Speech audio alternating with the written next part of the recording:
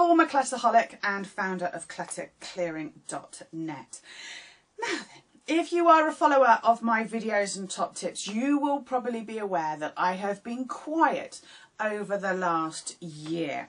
I've continued to work with my private clients over the last year, but I haven't been recording the videos, sharing the top tips, doing my courses, online courses like I have previously. And there is good reason for that. That is because life has got in the way.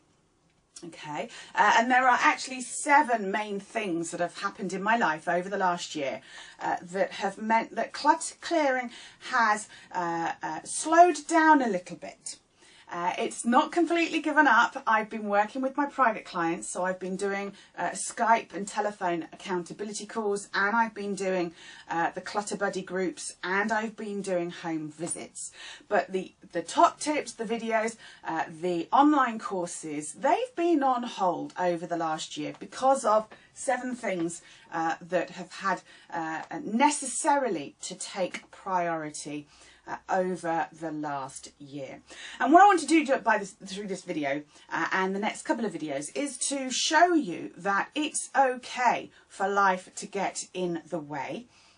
We just need to make sure that, especially if it's while we're on our clutter clearing journey, that we don't just stop completely, so that we don't just go backwards. Especially with clutter, it can so easily reaccumulate if we stop our clutter clearing journey.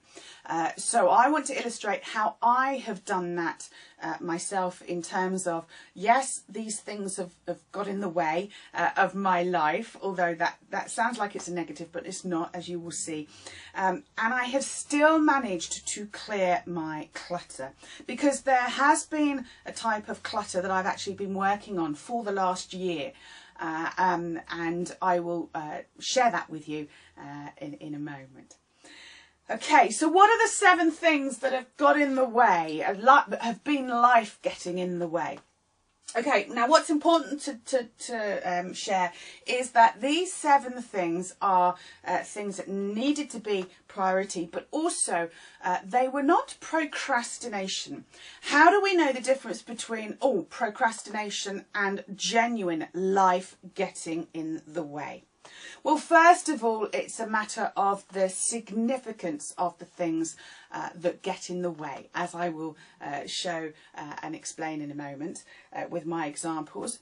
But equally, if we have something that necessarily takes higher priority than our clutter clearing for a period of more than 2 weeks, then we actually need to adjust our life, our routine, to make sure that we don't just completely forget about our clutter clearing. Okay, because if we say to ourselves, well, I haven't done any clutter clearing for 3 weeks because of X, Y, Z, that need not be a reason to give up the clutter clearing. That tells us that actually, if it's more than 2 weeks, then this is life changing, and we need to adjust to that. We need to accommodate this new thing, this change that has happened, and reprioritize the things that are going on in our life, reprioritize things in terms of our routine and our schedule, and accommodate it. Okay, again, I'll hopefully you'll see by the time I've finished sharing my experiences over the last year, you'll understand what I mean by all that. Okay, so the 7 things that have been life getting in the way. The most significant and the most time consuming of the 7 things was the second thing that happened in my life just over a year ago, and this was Frank. Okay, Frank was my father-in-law. I was very close to my father-in-law, and he died very suddenly and unexpectedly in the middle of November last year. We take comfort from the fact that he was healthy right up to 2 days before. In fact, he'd been to the doctors to get the all clear for my husband Keith and I to take him on Eurostar, which is the European train which travels between London and Europe. We were taking him to Brussels for a Christmas market weekend. And he had literally been to the doctors 2 days before to get the all clear because we needed to sort out the insurance for taking him. And 2 days later, he died very suddenly and unexpectedly at home. He was living independently right up to the end. And so it came as a shock to us all.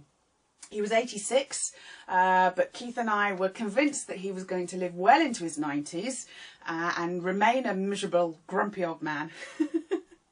I do take comfort that 10 days before he died, he was visiting us. He came to stay with us for a week. And I remember that I did tell him that I loved him that trip. So I'm sure he knew anyway, because of course actions speak louder than words, as always. But yes, so it was a sudden and unexpected event, which meant that we had to readjust our lives and our routine. Thankfully, at that point, I was predominantly only working with private clients. I was only doing one online course with Clutter Clearing people, so although it was hard, it was tough to keep doing it, because in those first few weeks, very emotional, obviously, dealing with the instant aftermath, having to sort out and organise a funeral. It was the run up to Christmas. Couldn't have been worse timing in that respect. Spent most of Christmas Day crying. Very cathartic. Much of the practical sorting out, getting a head around what needed to be done. Now, my husband and his brother will both admit that they do not get on with paperwork. So, if you like, my final tribute, my final way of helping was to take on the organising and the sorting out of the paperwork. It was a relatively, well, it was a very small estate. There was a flat to sell, there was a car to sell. There wasn't a huge amount of anything else. There was no tax that was due. We were very lucky in that respect, in that his flat sold very quickly. We had good lawyers who were handling the estate, and so it all happened, I am aware, very quickly compared to a lot of people. It was all settled and sorted within 6 months. I am fully aware. I have private clients now who, 5 years on, are still trying to settle family estates. So in that respect, we were very lucky.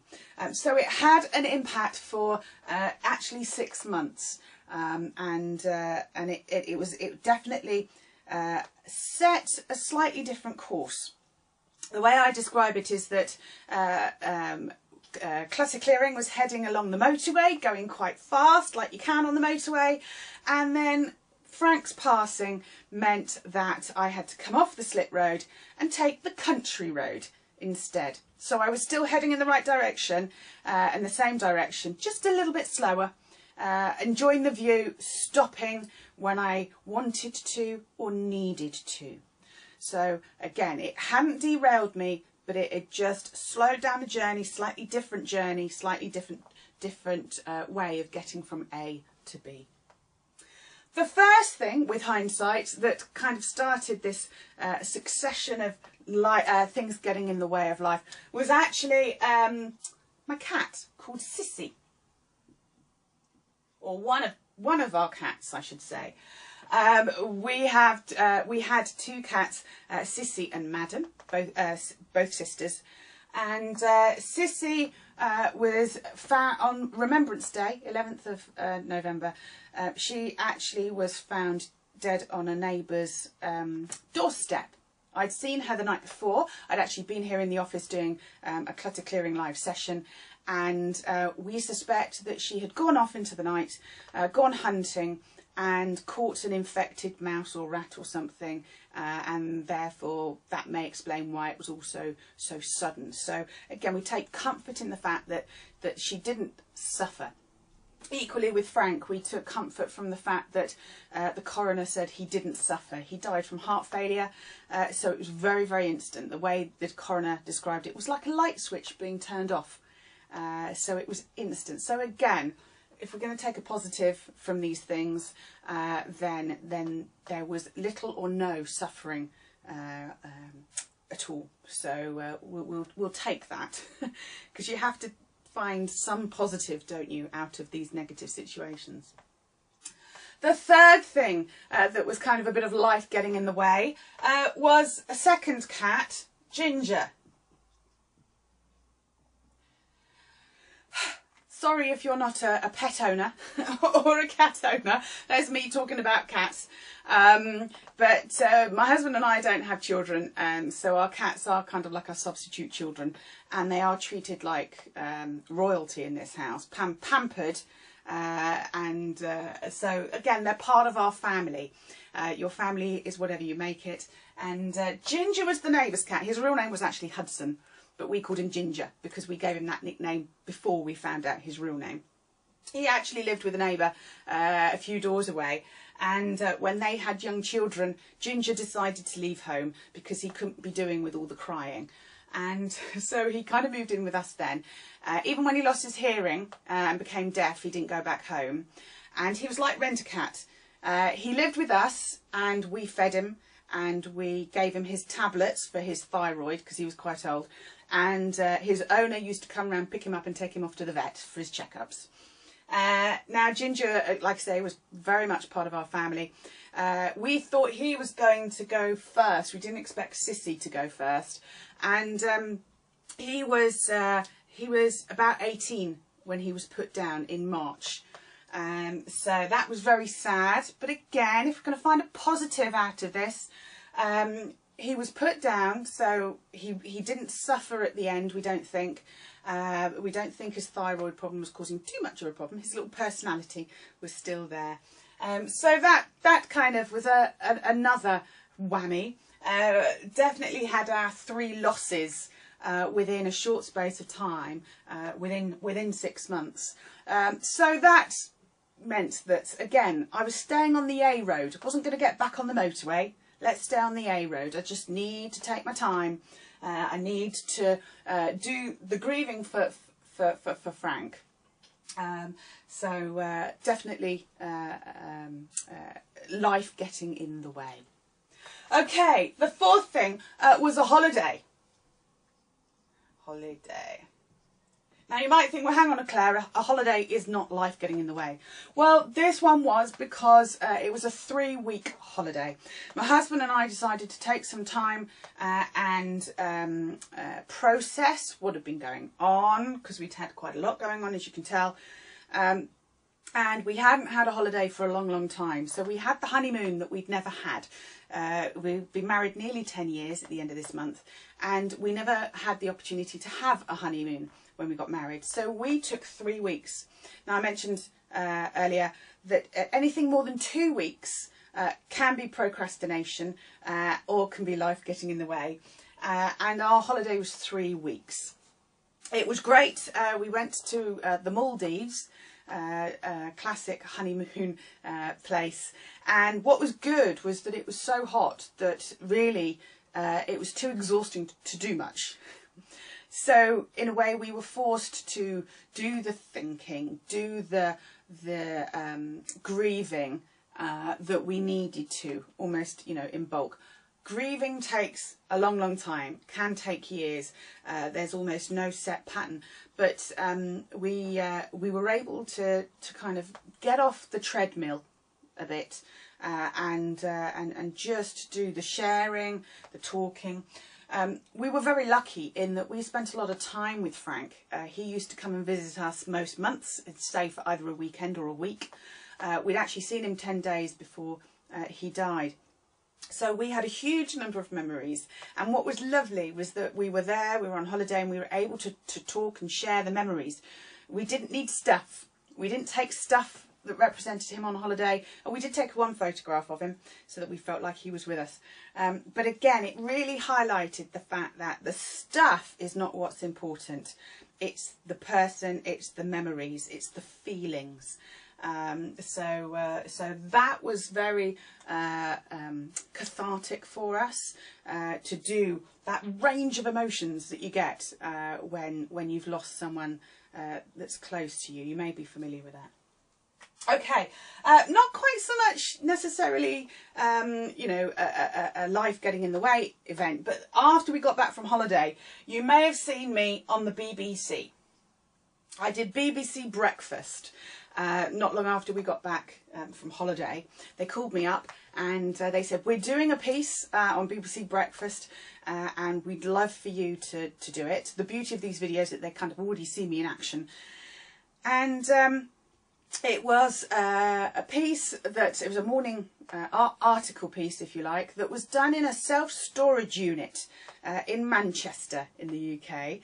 Now you may be thinking, but hang on Claire, all your videos talk about how self-storage is not the answer to your clutter challenge. And as you probably are aware, I think they're the devil. But so you may be wondering why I agreed to do it.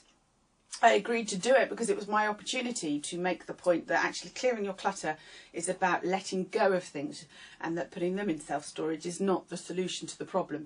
However, if you are putting clutter in a self-storage unit with a plan of how you're going to sort through it, and a plan that you are going to follow through, because a lot of people put them in there going, oh, I'm only going to put them in there for a few months, I'll go down and I'll sort through it. And then 3 years later, they've still got their self-storage unit. That's a very common story that I hear. If you are putting them in there, but you have a plan of either getting somebody in to help you, of making time to go through it and go down there, then that's absolutely fine. It was because they had the self-storage unit companies in the UK or association had released a report that said that more and more people were using self-storage units, because as people struggle to afford extra rooms, bigger homes, they are using self-storage to get that extra room that they need to put stuff in. So that was really useful. Now you might think, why was that life getting in the way? Well, the knock-on effect from that was that I actually had quite a few councils contact me in relation to hoarders. And what was fantastic, again, another positive coming out of a negative, was that more councils are embracing the fact that you cannot get a quick fix for somebody who is a hoarder. They are realising that actually they need to deal with the physical clutter with my help, going in once a week to help the hoarder at a practical level, but they also need to help with the emotional support, understanding, learning that the hoarder needs with the parallel counselling. So there are some very interesting projects that are starting to happen on this front, and I'm acting as a consultant for that. So that's really exciting. So that's definitely a positive, life getting in the way. So that took some of my time up in order to be involved with setting that up. Again, all the while I'm working with my private clients, with the accountability calls, the clutter buddy groups, and the home visits. Okay, so then it was kind of the beginning of the summer, and bearing in mind what Frank had taught Keith, my husband, and I, that you know, don't spend all your time working. Make sure you have a balance and you enjoy life as well. And with hindsight, when we were on holiday, we were like, yeah, we both enjoy what we do. But at the same time, there were some projects that had kind of got off the priority list, or were so far down the priority list they hadn't been done and dealt with for several years. You may be familiar with this. Your clutter may have been something that you've said you've wanted to deal with for years, but you've never actually made time for them. Well, that was exactly the same with us. And one of those projects was the garden. Now, again, those of you who have had help from me or watched previous videos or joined a live clutter clearing session via the clutter community will know that I love my pond. Seeing the frogs in the spring, coming back to mate, seeing the fish, seeing the lilies, just seeing the nature that having a pond attracts is one of my great loves. And one of my favourite sounds is hearing a waterfall, and one of my greatest rewards when I've been working hard is to just spend 15 minutes sitting by the pond. Now, up until this summer, the pond was actually just a hole in the ground, really. Again, it's something that we'd wanted to do. We'd wanted to put it together, to build it properly, to do the garden so that it was a nice garden to be in. The nature didn't mind. We've got Harry the hedgehog who lives behind this wall. Well, this summer he we think has had babies, so maybe Harry is actually a Henrietta, because there's a baby hedgehog as well. Yay! So I'm a proud parent to a baby hedgehog. I know I'm silly. The birds didn't mind that the garden was a mess. Harry and the hedgehog didn't mind because he could find lots and lots of good snacks in the garden underneath all the bracken and the weeds and things. The frogs didn't mind that it was a mess, but we wanted to work on it and make it a nice garden, good for nature, good to look at, good to be in. So we actually started to work on the garden, and we have spent the summer making it the garden we want it to be. I've had my worksheet 7. If you're following the clutter clearing process, you'll know what that means. I've been creating that worksheet 7 that I've had for years of how I want it to be. And without blowing my own trumpet, it's even better than I thought it was going to be. We are in the final stages of just finishing it off. But next year, I can't wait for the frogs to return, for them to see the stream. Yes, got stream. And to be planting vegetables in the vegetable beds that my husband has built in the garden. So it's a very exciting time. And I had underestimated just the positive feeling and motivation that was going to give me.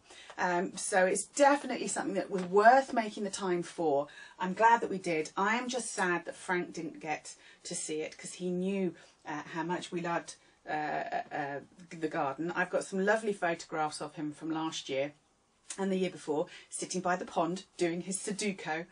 And I'm just sad that he can't enjoy it with us. But we have planted a tree in the garden, one for Sissy, an apple tree, one for Frank, it's one that will have nice blossom in the spring, and one for Ginger, which actually turns the colour ginger, orange, in the autumn. It's just starting to turn now. And we actually got Ginger's owner and his two sons who are sort of, how old are they, about 5 and 3.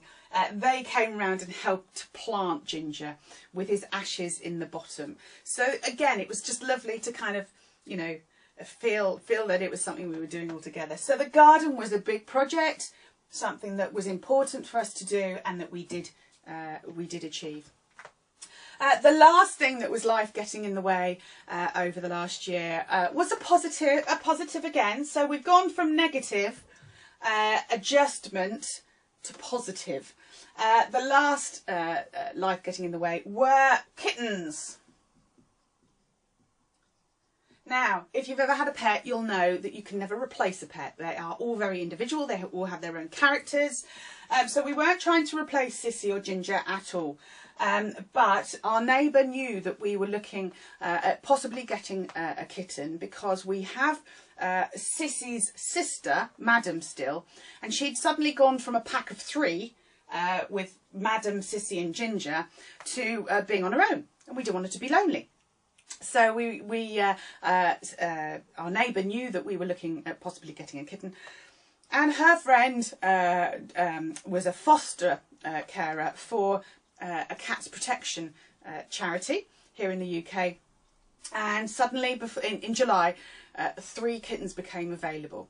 So we agreed that we would have one of them, the only female, called Dora. They'd already been named, and so Dora, so named because she's an explorer, she we went to see her and bring her home, and that was great. However, while I was filling in the paperwork with the foster carer, unbeknownst to me, my husband was in the room getting very excited with the 2 boys, and so 24 hours later we came back and we collected Dora's 2 brothers, Gatsby and Stanley. We've had a heck of a summer because they've been confined to the house. Then we've been trying to teach them the cat flap. 2 of them have got it. Stanley's a little bit slow on that one. And Madam's had a terrible time trying to adjust. So Again, this is an ongoing project, but nonetheless it is a positive. So as I come back to Clutter Clearing full time, doing the videos, doing the top tips, doing all the bits and pieces, I have achieved a lot of things I've achieved some things, key projects that I wanted to, taken a bit of time for myself, adjusted to the losses that we had at the beginning of the year, and feel much better for it. Now, there's one other thing that I mentioned. I said life getting in the way, which those are 7 things that have definitely got in the way of my life over the last year. It doesn't have to derail us for our clutter clearing. And I have, as I mentioned, been clearing my clutter over the last year. And that is this this orange line here. Now, the clutter that I've been clearing has not been physical clutter. I did that back in 2001. It's been my weight clutter, which has been a challenge for me all my life. So, in the next video, I'm going to share with you the 7 things that have been going on while I've been clearing my weight clutter, alongside all of these things that are life getting in the way. Okay, so just look out for another video from me in the next couple of days talking about the weight clutter, and I'll also be sharing with you the lessons that I have learned or have been reconfirmed to me about the things that will help you succeed at clearing your clutter, whether it be physical clutter in your home or whether it be weight clutter, the things that make the difference and ensure success. Okay, thank you for watching. I look forward to seeing you in a couple of days, and take care. Bye-bye.